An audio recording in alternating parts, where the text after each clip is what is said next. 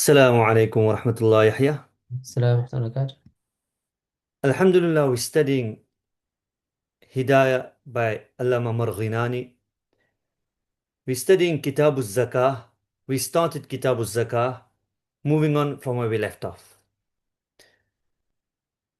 The author now discusses the ruling regarding Zakah, that when Zakah the year passes, so for example, the 10th of Muharram is my Zakah anniversary. So the first time ever on 10th of Muharram, when I reached the threshold, the nisab. So the first time in my life when I reached the nisab, it was on 10th of Muharram. That became my zakat date. I don't need to give zakat on that first time that I reached the nisab. Rather, fast forward 1 year and my first zakat anniversary, which will be on 10th Muharram. That first zakat anniversary, I will check my wealth on that day, and whatever wealth I have on that day, beyond my basic needs, etc., then that zakat, that wealth, I will give zakat 2.5% zakat on that.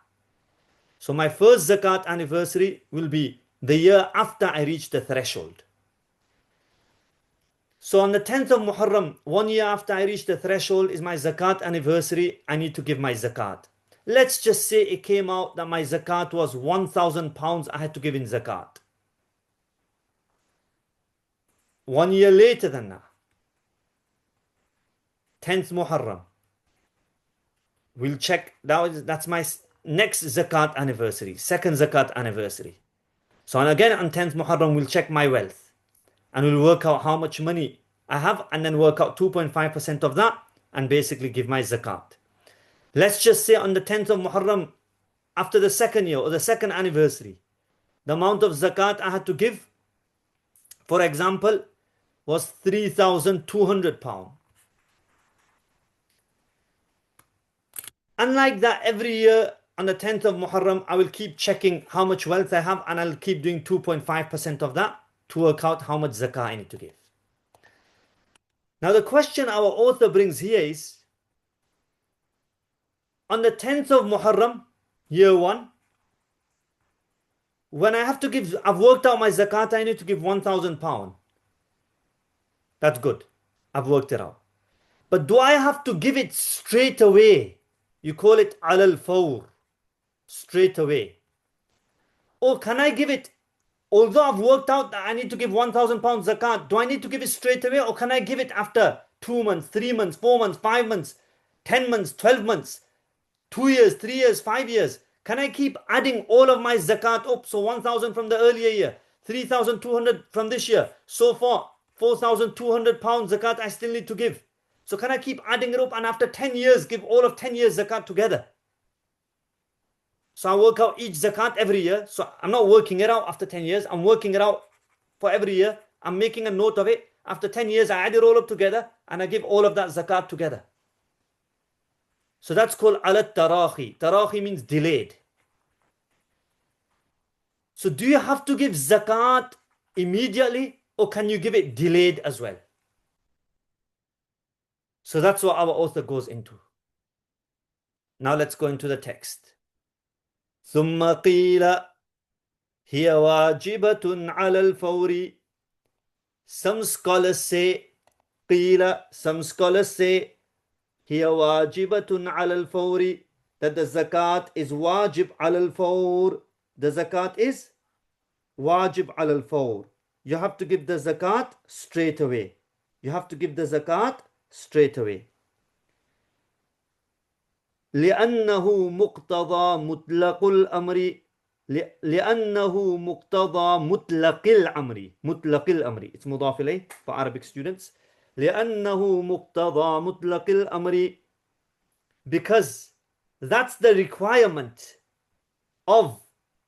لأنه مقتضى مطلق الأمر, because that's the requirement of an absolute amr or of an unqualified amr. Unqualified amr means unrestricted amr. So this is a usul. If I just put it on the screen.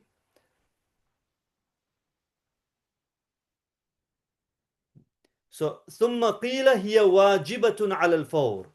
So some say it's wajib ala al-fawr لأنه مقتضى مطلق الأمر. Because that is the requirement or that is the meaning of a mutlaqul amr, of an unrestricted amr. Now, when basically a amr, this is a usulul fiqh bahath, usulul fiqh discussion. That when a amr, a command comes, for example, I tell Yahya, go and get water. Did I say go and get water immediately? Or did I say go and get water after 5 years? Did I say any time frame? No, no time I frame. just said go and get water. So if I just cover unrestricted amr, where I don't mention a time frame. So in this context, mutlaq al-amr means no time frame is mentioned. So it's unrestricted. Mutlaq means unrestricted. So no time frame mentioned. I never mentioned whether you need to do it immediately or whether you need to do it later. So when there's an unrestricted amr, what's the default? Does it mean, does amr require for it to happen immediately, al-fawr? Or is the default for the amr to happen al-tarahi? Yahya, what do you think the default is? Usually the default is على الفور. Okay, so our author, Sahib Hidayah agrees with you. Sahib Hidayah says, whenever a mutlaq amr is mentioned, the requirement of that is al-fawr. So look, in the Quran ayah, it says, wa'atu zakah, give zakah. It doesn't say when. So the answer will be, give the zakat immediately. Because it's a command, and as Yahya you've mentioned, and our author Sahib Hidayah also mentions, mutlaq amr requires for it to be al-fawr. That's what certain scholars of the opinion, including, for example, Imam Karhi, rahimahullah, a great Hanafi scholar, Imam Karhi, rahimahullah, and many others were of this opinion. And the reason that's given is simply that basically the amr, it should normally be, the default is al-fawr. Waqila, whereas other scholars say it's not al-fawr, it's al-tarahi. Waqila, some scholars say al-tarahi, that the zakat can be given later. You need to just work out every year, keep a note, and then you can pay 10 years later, 20 years later, 30 years later, as long as you pay within your lifetime. As long as you pay within your lifetime. If you do not pay within your lifetime, then you will be sinful for all the years that you've not paid for. So you must pay it within your lifetime. That's why, by the way, almost all scholars will say it's best, afdal. It's best to pay every year zakah every year. Don't delay it. Because do we know when we're going to die? No. So if we don't know when we're going to die, then why do you want to delay it? In case, what if you die and you've not ended up paying it? You'll be sinful for not paying it. The previous year's zakah. Is that clear, Yahya? Yep, that's clear. In any case, that was what's better. But some scholars say, in within itself, you're allowed to delay. You don't need to. It's not a must that you have to pay. You have to do it straight away. Like for example, salah. Dhuhr salah for today. I must pray it within the correct time. If I delay unnecessarily or without reason, I'll be sinful. But these scholars, they say delaying zakat without reason is not a sin. You can pay zakat whenever, 20, 30 years later as well. As long as you pay within your lifetime, you can pay whenever. وَقِيلَ عَلَى التَّرَاخِي. So some scholars say you can pay later. And this was the view of the famous Hanafi scholar Abu Bakr al-Jassas al-Razi. لأن جميع العمر وقت الأداء. لأن جميع العمر وقت الأداء. And the reason these scholars say you can pay later is they say the full lifetime is the time to pay. You can pay whenever you want later in your life as well. You don't need to pay it straight away. There is no explicit text from the Quran or Hadith that says you have to pay it straight away. So you can pay it later as well. There's no need to pay it straight away. And our author now let's try to work out what our author's view is. So look, some Hanafi scholars said you have to pay al-fawr, and some Hanafi scholars said you have to pay al-tarahi. So there's a difference of opinion within the Hanafi scholars. However, what's our author's view? Now remember this. Sahib Hidayah's normal system is that the view he brings second, he normally has that view. So which view did he bring second? تراقي. Ala tarahi. So the chances are our author also believes it's wajib ala tarahi. It's wajib ala tarahi. And another reason to support that, i.e. that the author's view is it's wajib ala tarahi, is the author also gives another reason, a second reason for why it's wajib ala tarahi, by bringing in another mas'ala, another ruling. So he does qiyas upon another ruling. And he's saying the other ruling can only work if it's wajib ala tarahi. So have you understood how we've kind of worked out how Sahib Hidayah is of the view that it's wajib ala tarahi? Yeah. So what is this other ruling he brings? وَلِهَذَا, there should be a waw there. وَلِهَذَا لَا تُضْمَنُ أو لَا يُضْمَنُ بِهَلَاكِ النِّصَابِ بَعْدَ التَّفْرِيطِ وَلِهَذَا لَا يُضْمَنُ بِهَلَاكِ النِّصَابِ بَعْدَ التَّفْرِيطِ. وَلِهَذَا, due to the fact that zakat is wajib ala tarahi, that's what hada means. Hada means ala tarahi. Due to the fact that zakat is wajib ala tarahi, لا تضمن بهلاك النصاب بعد التفريط. A person will not be liable. A person will not be liable if his money is lost. If his money is lost. For example, let's go back to the earlier example I wrote on the 10th of Muharram. 10th of Muharram is when I reached my nisab. That's when I reached nisab. Now I reached nisab at that time. Now next 10th of Muharram, I'll call it 10th Muharram year 1. We worked out the amount of zakat I had to give first year. 10th Muharram first year. We worked out the amount of zakat I need to give, and it was 1,000 pounds. Zakat. Then 10th of Muharram year 2. Again, we worked out the zakat I had to give, and let's just say it was 3,500 pounds. In any case, I was going to pay after a few years. I wasn't trying to avoid it. I was just going to delay and pay after a few years. But unfortunately, during this year, before the third year zakat anniversary came, during this year, I lost all my money. Or I lost so much money that I've not even got nisab amount. I've dropped below nisab. So basically, I've lost my money. Let's just say halakun nisab means I've lost my money. So if I've lost my money now, will I have to pay the zakat of that 1,000 pounds and that 3,500 pounds, which was like a debt, you can say. That 3,500 and 1,000, which is 4,500, you normally call that daynuz zakat, the debt of zakat. Meaning there's zakat debt that I've not paid off yet. But now, unfortunately, I've just lost all of my money. I haven't paid that zakat, daynuz zakat off, but I've lost all of my money. Now, will I still need to pay that 4,500? Meaning, will I need to earn, get some money in the future, and then basically pay off that 4,500? Or will that 4,500 daynuz zakat be wiped away because I've lost all of my money? What's the answer, Yahya? He won't need to give. So the answer is that daynuz zakah, the 4,500, because I've lost all of my money, it's wiped away. Why is it wiped away? Because the zakat I had to give, the 4,500, let's just say I had, after the second year, let's just say, just to easy figures, I had 100,000 pounds. Now out of 100,000 pounds, all of it got wiped away. I became bankrupt. Now 4,500 was part of this 100,000. If all of my money is wiped away, that means the 4,500 is also wiped away. If all of my money is lost, that means the 4,500, which is a part of it, is also lost. Because if the kul, if all of it is lost, the juz, the part of it, is also lost. Is that clear? Yep, that's clear. So the answer here is this.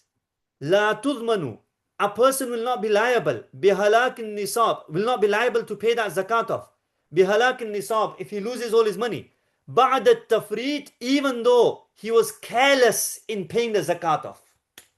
I had a chance to pay the zakat off after year one, after year two, but I never paid it. I was careless. Despite being careless, because that money is lost and wiped away, we will say, I don't need to pay zakat because that's part of the money that's been wiped away.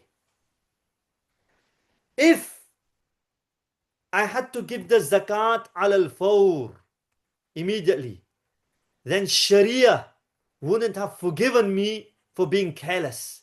They would have said that that zakat became binding, became wajib straight away. You never paid it. So although you've become bankrupt, later in your life when you get money, pay that zakat off.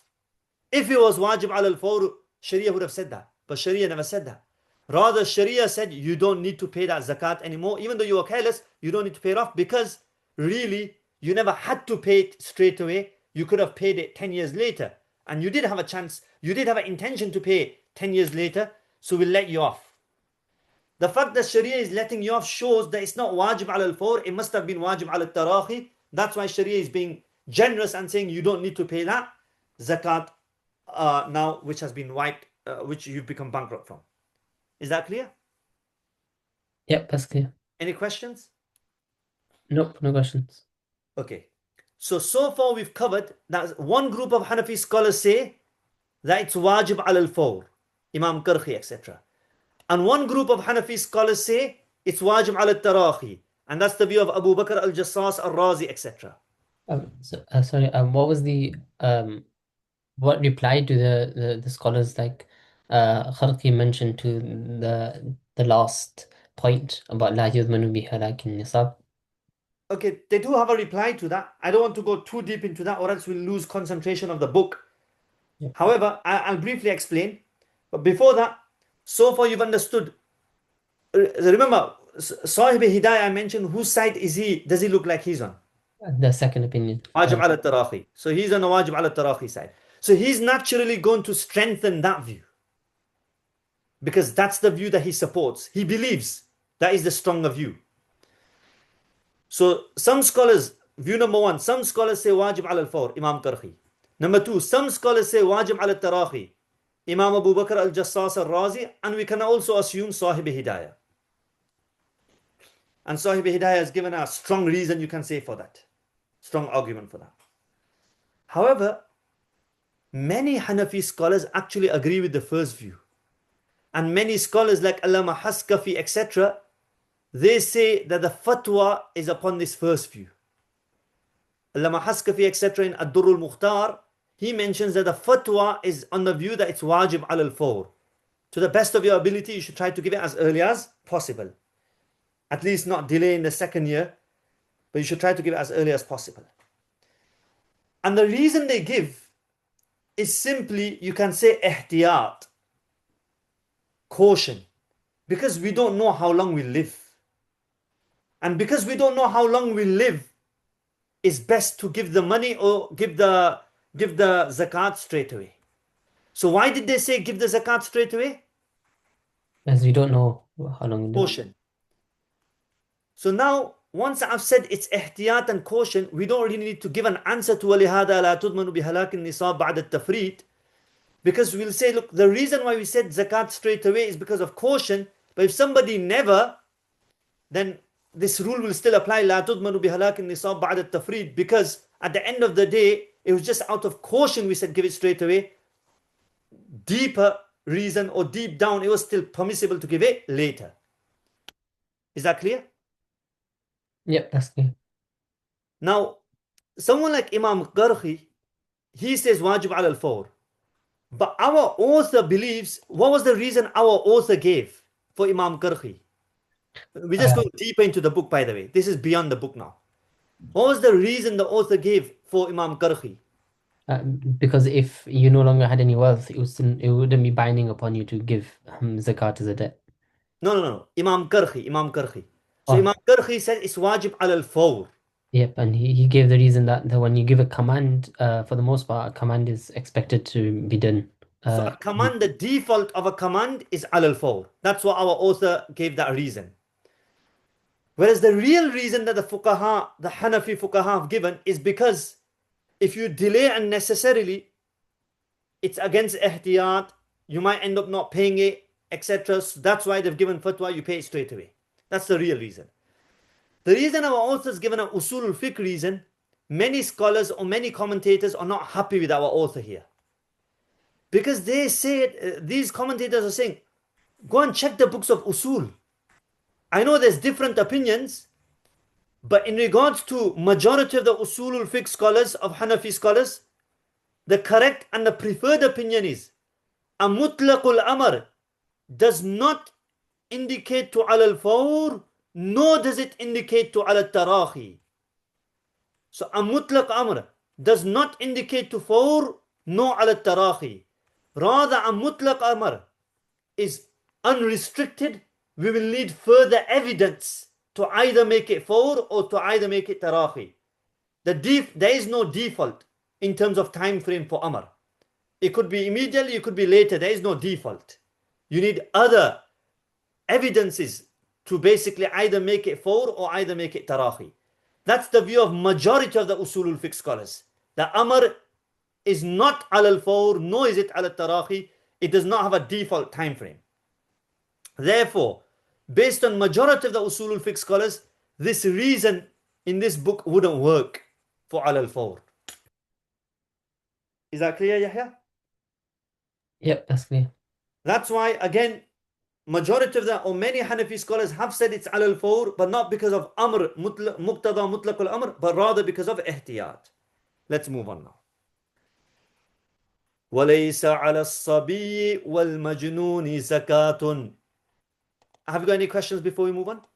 No, no questions. وَلَيْسَ عَلَى الصَّبِيِّ وَالْمَجْنُونِ زَكَاتٌ. A young child or a majnoon person, a person that doesn't have the mental capacity, they do not need to give zakah.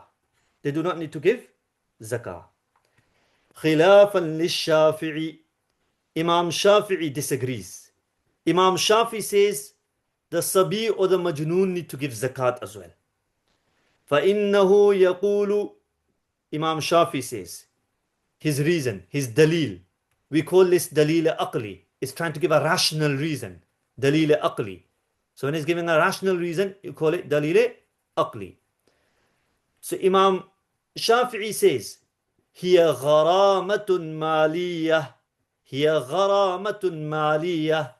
That zakat is a financial penalty or financial tax.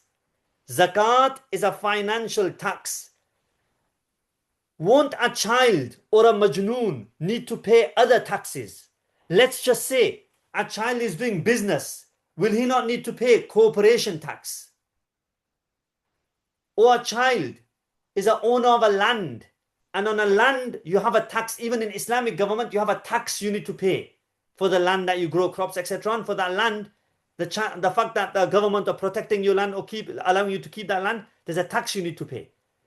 Now, whether that land is owned by a mature individual, baligh individual, or whether it's owned by a sabi, they will have to pay that tax. Even Ahnaf say a sabi will have to pay that tax.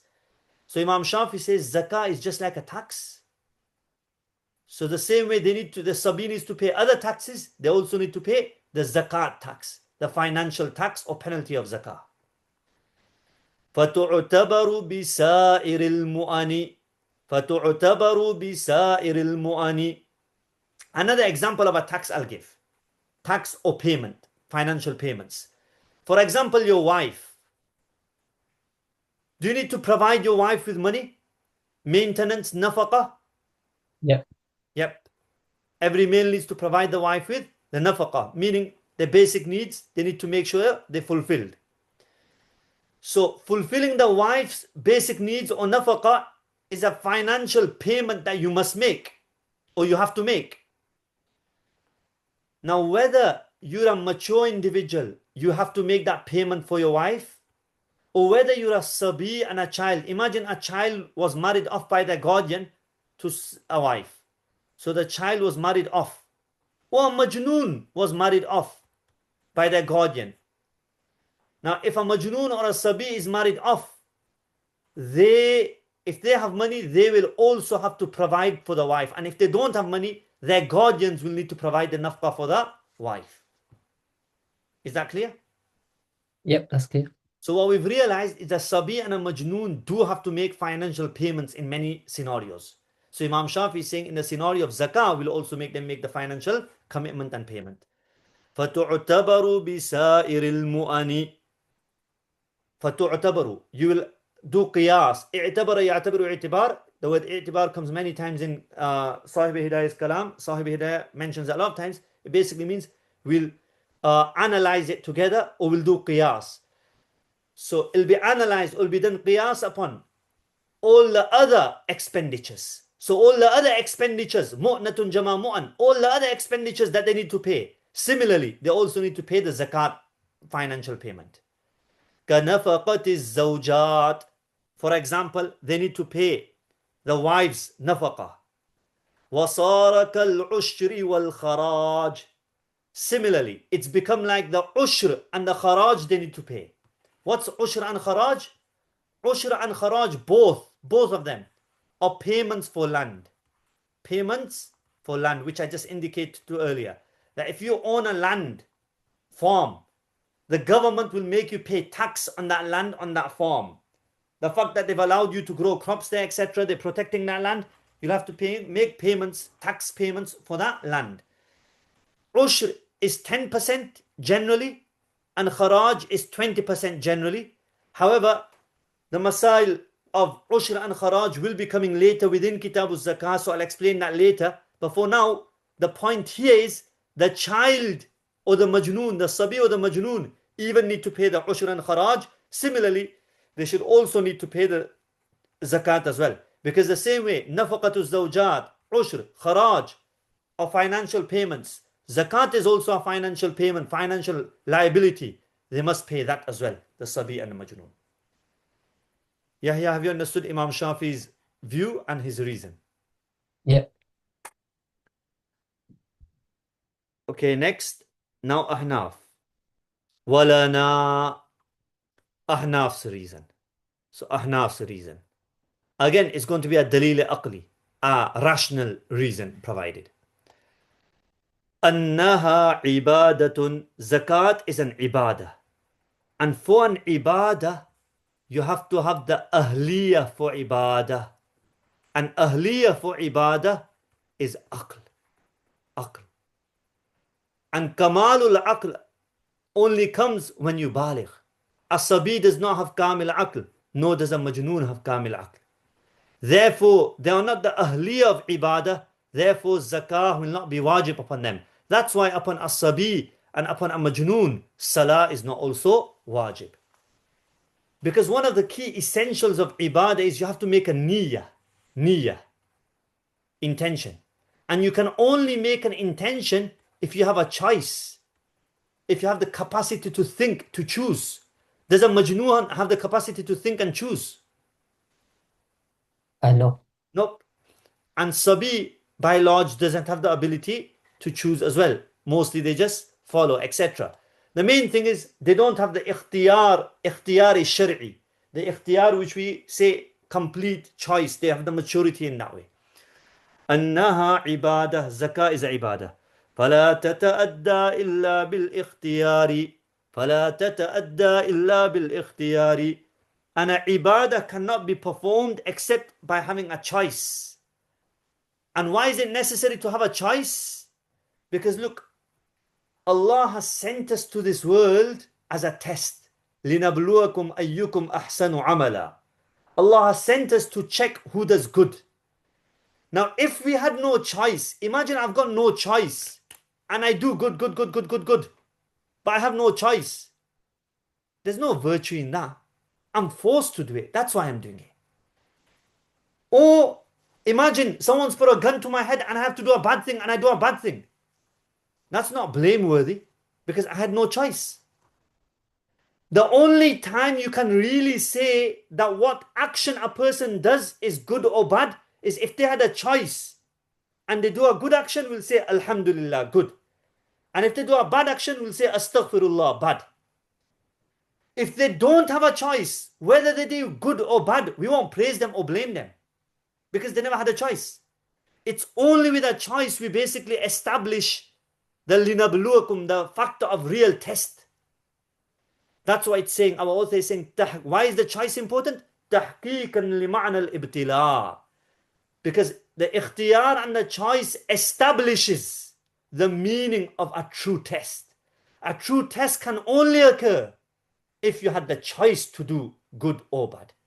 For example, I had the choice, or Yahya had the choice to come to class or to miss lesson today. But he came. Alhamdulillah, very good.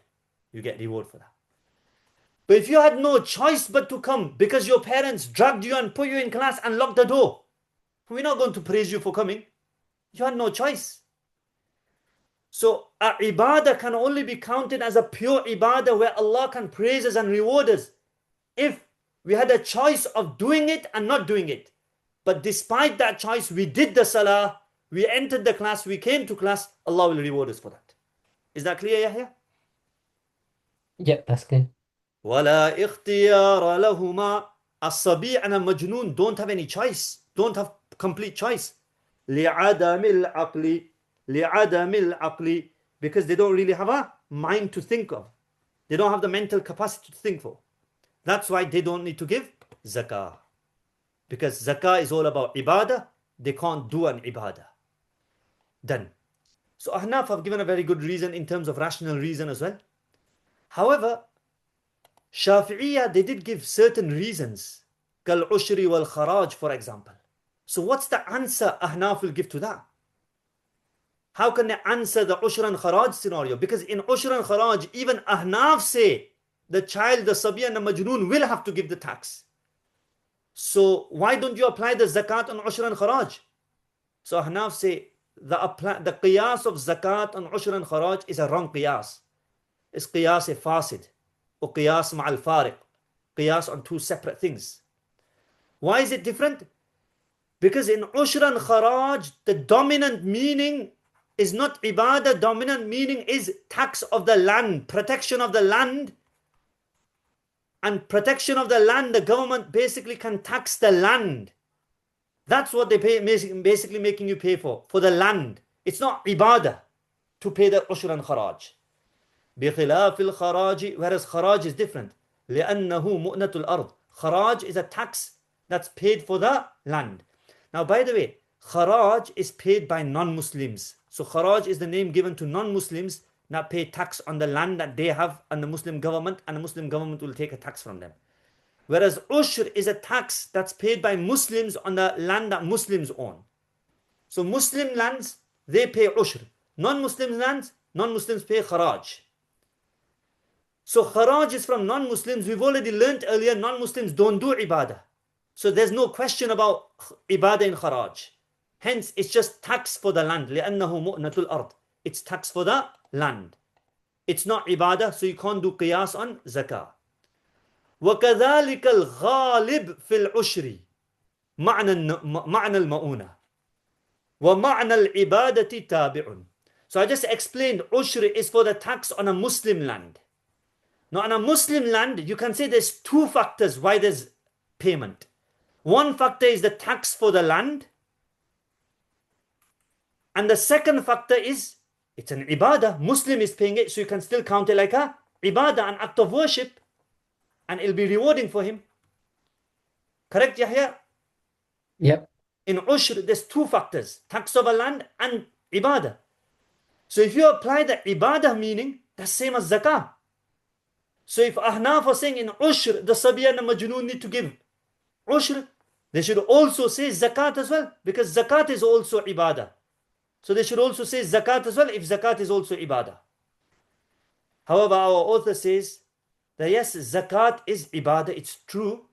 And ushr does have the meaning of ibadah, but the meaning of ibadah is secondary. Secondary, tabi. The main reason for ushr is the tax for land. It's not the ibadah meaning. The asal, the primary reason you pay the tax on the ushr, you pay the ushr is for the tax for the land. It's not the ibadah reason. So again, don't do qiyas of zakah on ushr because the reason given for ushr is really tax for land. It's not ibadah. Ibadah is secondary reason, and in zakah you can't use a secondary reason of ushr and do qiyas on that. So وَكَذَلِكَ الْغَالِبُ فِي الْعُشْرِ مَعْنَى الْمَؤُونَةِ. Similarly, the dominant meaning in ushr is معنى المؤونة, the meaning of tax on the land, expenditure of the land. وَمَعْنَى الْعِبَادَةِ تَابِعٌ. The meaning of ibadah on the land, even in ushr, is secondary. So don't do qiyas on ibadah. Rather, even in ushr, treat it as it's basically tax for the land. Then, alhamdulillah. That mas'ala is finished. From the next part, وَلَوْ أَفَاقَ. So from the next part, وَلَوْ أَفَاقَ, it's a slight different mas'ala. The author goes on to a side note. I'll explain it very briefly. We might need to cover it again in the next session. Any questions, Yahya, before we move on? Regarding the concept at the end, وَمَعْنَى الْإِبَادَةِ تَابِعٌ, is I'm guessing that's just the Hanafi opinion, and an easy counter argument would just be that it's not tabi', it's the asl. That's true, but obviously the Ahnaf do have a reason why they call it tabi. I forgot to mention a maxim here, which is al-ibratu lil-usul la lit-tabi'. Al-ibratu lil-usul la lit-tabi'. That we consider the asal, the primary reasons. We don't consider the secondary reasons. Now, if you bring this maxim into play, if we agree that the ma'na al-ma'una is the asal and the ma'na al-ibadah is tabi', then we won't consider the ma'na al-ibadah, rather we'll only consider the ma'na al-ma'una. Is that clear? Yep. Yeah. Now going back to your question, that yes, someone could argue that who said ibadah is tabi' in ushr? Rather we believe ibadah is asal as well. So now obviously it'll become a disagreement of thoughts. Ahnaf say وَمَعْنَى الْإِبَادَةِ تَابِعٌ is generally, if you understand the thought process, the history of how tax on land came around, it wasn't based around Muslim and non-Muslim. So Muslims are paying it as an ibadah, non-Muslims are paying it as a tax of land. Rather, it was more a blanket ruling that you're paying tax for the land. It's true, historically there were different amounts applied to Muslim and non-Muslim for other reasons. But the tax itself was mainly applied because of the land and the protection of the land.